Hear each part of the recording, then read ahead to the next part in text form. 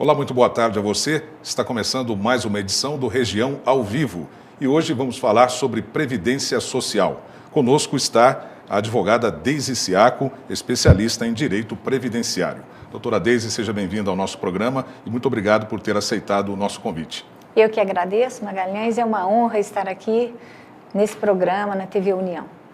E você pode participar aqui do Região enviando suas perguntas, quer tirar uma dúvida aqui com a doutora Deise, mande sua pergunta para o 36235853 ou pela página da TV União no Facebook. Doutora Deise, inicialmente, antes de falarmos sobre as principais mudanças na Previdência Social, eu vou pedir à senhora que esclareça como são as regras atuais de aposentadoria, iniciando pela aposentadoria por idade. Pois bem, aqui atualmente no Brasil, nós temos a aposentadoria por idade, por tempo de contribuição e aposentadoria por invalidez. Basicamente, são essas modalidades. A aposentadoria por idade, ela ocorre quando o segurado, aquele que está filiado ao INSS, por um período mínimo de 15 anos, portanto, exige 180 contribuições, e o homem atingir a idade de 65 anos e a mulher aos 60 anos. Esses são os requisitos, 60 anos então para as mulheres e 65 para os homens, mas em ambos os casos a exigência dessa carência, 180 contribuições. No caso do trabalhador rural, a idade é a mesma dos trabalhadores urbanos? Não, a lei prestigiou, e com razão, o trabalhador do campo, já que o trabalho dele é árduo, nós sabemos disso. Então, privilegiou diminuindo em 5 anos a exigência da idade. Então, o homem do campo pode se aposentar aos 60 anos e a mulher aos 55, mas desde que comprovem, também existe mais esse requisito, tem que comprovar o trabalho no campo durante 15 anos. E também há uma redução para quem se inscreveu na Previdência antes de 1991? Sim, para esses que começaram a recolher antes de 1991, que foi quando houve a grande mudança, apareceu a lei, aí foi editada a lei 8.213 de 91, a lei previdenciária, para esses também, quem se inscreveu, se filiou ao INSS antes de 25 de julho de 91, pode obedecer uma tabela que a gente chama progressiva, onde se exige um pouco menos de tempo de contribuição. Então vamos agora às regras da aposentadoria por tempo de contribuição. Sim, atualmente a regra é bem simples, Magalhães. A mulher pode se aposentar se ela comprovar 30 anos de recolhimento e o homem com 35 anos de contribuição. Nesse caso, qual tem sido a idade média da aposentadoria para homens e mulheres? Para os homens, a média tem sido de 55 anos de idade e para as mulheres, com 52 anos de idade. Em 2015 surgiu mais uma regra de aposentadoria chamada 85/95. A senhora poderia explicar? Sim, pois não. Essa regra é uma regra de pontuação, que muita gente até ficou sem entender. Essa informação não foi passada adequadamente para os segurados. Muita gente assustou achando que, bom, então só vou poder aposentar aos 85 anos ou aos 95 se eu for homem. Não é nada disso. É uma pontuação, somando-se a idade com o tempo de contribuição. Se você a mulher chegar em 85 pontos, ela pode se aposentar. E o homem teria que atingir a pontuação de 95, somando o tempo de contribuição com a idade. Isso porque para que não fosse aplicado o fator previdenciário na hora do cálculo do benefício. Nós temos aqui a pergunta da Denise Mussim, pergunta enviada aqui pelo Facebook. Pois não. Quem tem mais de 30 anos de contribuição tem alguma garantia de aposentar na lei antiga ou passa tudo para a lei nova? A reforma da Previdência, isso é tudo cogitação, porque nós não tivemos acesso ainda ao projeto da emenda constitucional, apenas notícias que têm sido veiculadas na imprensa, é que vai haver um ponto de corte para as pessoas com mais de 50 anos para frente vão poder utilizar a regra antiga. e mulheres e professores com um ponto de corte menor, 45 anos. Mas não se fala em tempo de contribuição. O que se diz é um pedágio que essas pessoas com o ponto de corte menor, né, elas vão poder ter um pedágio de 40% até 50% do tempo que faltar para atingir a idade mínima que está prevista para 65 anos. Em que, voltando aqui a falar da chamada 85/95, em que casos compensa mais se aposentar pela regra 85/95? Essa regra ela foi inserida na metade do ano passado, se não me engano foi em junho do ano passado. É importante para aquele que está próximo de atingir essa pontuação que aguarde, porque quando ele atinge essa pontuação, ele não tem, na fórmula do cálculo do benefício, ele não tem que enfrentar o fator previdenciário, que é um índice que diminui e bastante o valor do benefício. O Região vai para um breve intervalo, voltamos daqui a pouco. Até já.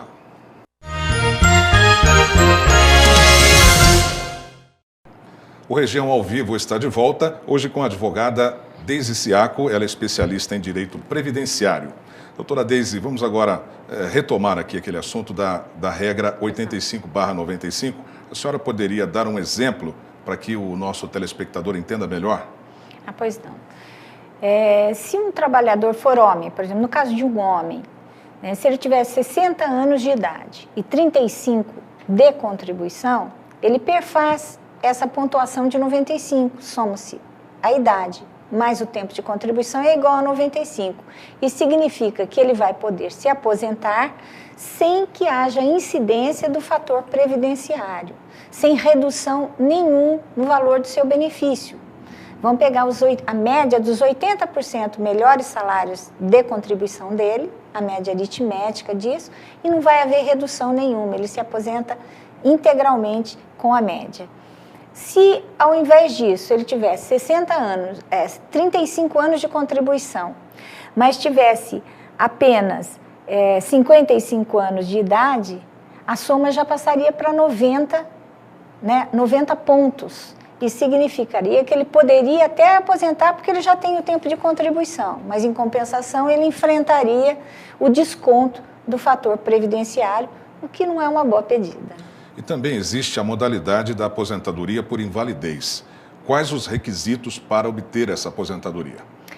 Para obter a aposentadoria por invalidez, é necessário que o segurado comprove estar incapacitado, mas incapacitado definitivamente para todo e qualquer tipo de trabalho. Não é apenas para a função que ele exerce. E também a outra exigência é que haja a impossibilidade de reabilitação, porque a gente vê muita gente que está impossibilitado, mas que é possível uma outra colocação em outro tipo de trabalho. O INSS tem programas de reabilitação para o trabalho. E a outra exigência é que tenha contribuído por no mínimo 12 meses para a Previdência. Então, uma pergunta aqui da Cristina Cornélio, também pelo Facebook da TV União. Eu lembro aqui que você também pode participar pelo telefone, pelo 3623-5853. A pergunta é a seguinte: o que fazer quando uma pessoa aposentada por invalidez tem alta em uma revisão parcial? Olha, eu não sei bem se eu estou interpretando corretamente, assim, atendendo às expectativas dela no que ela chama de revisão parcial. Mas eu acredito que seja até o que nós acabamos de conversar de reabilitação. Pode ser que tenham colocado essa pessoa aposentada por invalidez em um processo de reabilitação. Quando isso ocorre, é dado um tempo para que a pessoa cumpra esse procedimento de reabilitação para depois haver o corte da aposentadoria por invalidez. Se o segurado não concordar com essa decisão do INSS, mesmo porque nós estamos enfrentando aí um chamamento do INSS de muitos e muitos segurados para essa revisão, para se rever a necessidade ou não de auxílio-doença, aposentadoria por invalidez, enfim, se não houver concordância, a sugestão é para que ou recorra para a Junta de Recursos do INSS e fundamentando, né, o porquê da discordância, ou que procure um advogado para recorrer diretamente à justiça. E aqui nós temos a Justiça Federal, que é a justiça especializada em previdenciário. A senhora estava falando sobre os requisitos para adquirir a aposentadoria por invalidez, né? Existem alguns casos em que não é exigida a carência de 12 contribuições? Sim, existem alguns casos. Quando ocorre, por exemplo, um acidente de trabalho. É um acontecimento súbito, né, e o trabalhador não pode pagar por isso. Então, se ele ficar inválido em decorrência de um acidente de trabalho, não são exigidos esses 12 meses de carência.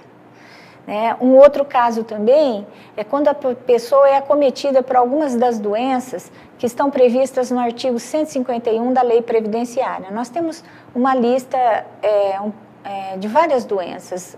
Uma delas é a neoplasia maligna, que é o câncer, mas desde que seja incapacitante.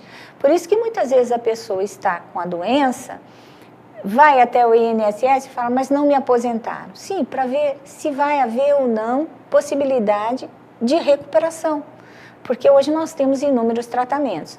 A cegueira também está nessa lista, uma doença grave, espondiloartrose anquilosante, é uma doença grave na coluna, não é mesmo? AIDS, mas desde que seja incapacitante, porque nós temos pessoas hoje contaminadas, infelizmente, por esse vírus da AIDS, mas que estão tendo acompanhamento com coquetéis e tudo mais e conseguem trabalhar normalmente. Inclusive, os colegas de trabalho nem têm ciência, né, de que o colega está doente.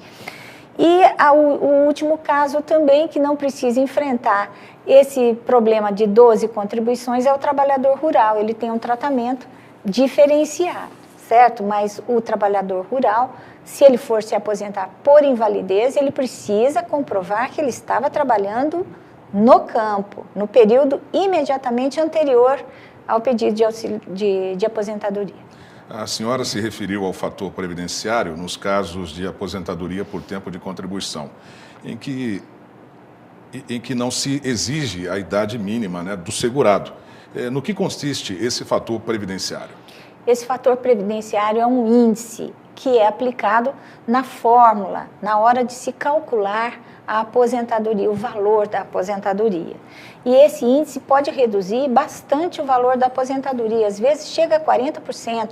Quanto comum, mais né? jovem... É muito comum você ouvir do cidadão que contribuiu com 10 salários, né, às vezes com o teto do INSS, e receber metade daquilo quando se aposenta. Exatamente, eles ficam, né, são pegos de surpresa. Esse fator previdenciário, ele é estimado com base na idade daquele que vai se aposentar, na expectativa de sobrevida, né, do trabalhador. Hoje o brasileiro, nós temos uma tabela que traduz essa expectativa de sobrevida, que é também chamada de taxa de mortalidade, tábua de mortalidade, e também considera o tempo de contribuição. Esses fatores todos é que compõem o índice, esse fator previdenciário. Quanto mais jovem, maior a redução. E quem estabelece essa tabela de expectativa de vida? Aqui no Brasil é o IBGE, né, o Instituto Brasileiro de Geografia e Estatística. E até o dia 30 desse mês, a expectativa de sobrevida do brasileiro é de 75,2 anos. Mas a partir de dezembro, vai mudar essa faixa. Então, tem muita gente correndo para não pegar a nova taxa de sobrevida, porque aí diminui um pouquinho a aposentadoria. Ela vai passar em dezembro para 75,7 anos. Daqui a pouco, depois do intervalo, a doutora Deise vai falar sobre as reformas previstas para a Previdência Social. Até já.